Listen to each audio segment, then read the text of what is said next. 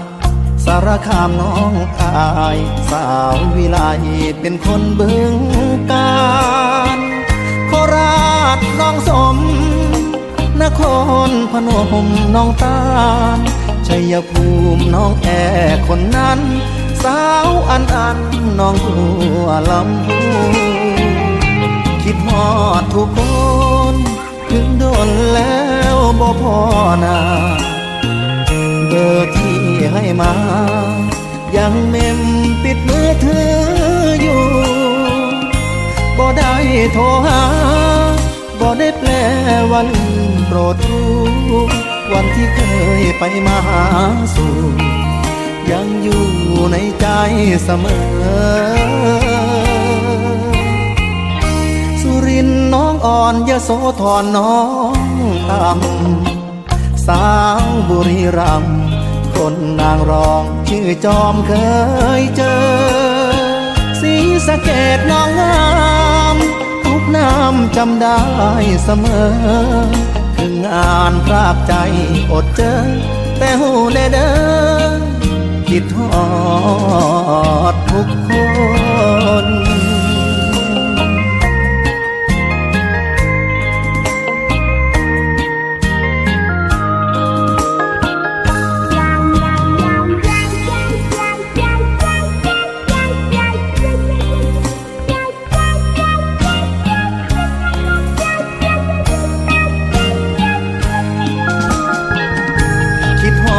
ทุกค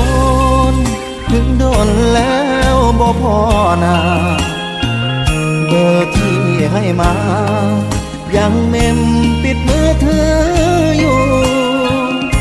บ่ได้โทรหาบ่ได้แปลวันโปรดรู้คนที่เคยไปมาหา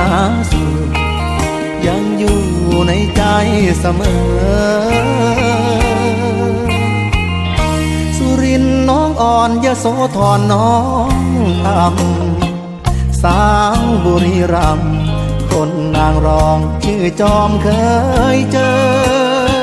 ศรีสะเกษน้องงามทุกน้ำจำได้เสมอถึงงานพรากใจอดเจอแต่หูในเด้อคิดฮอดทุกคนงานพรากใจอดเจอแต่หูได้เด้อคิดฮอดทุกคน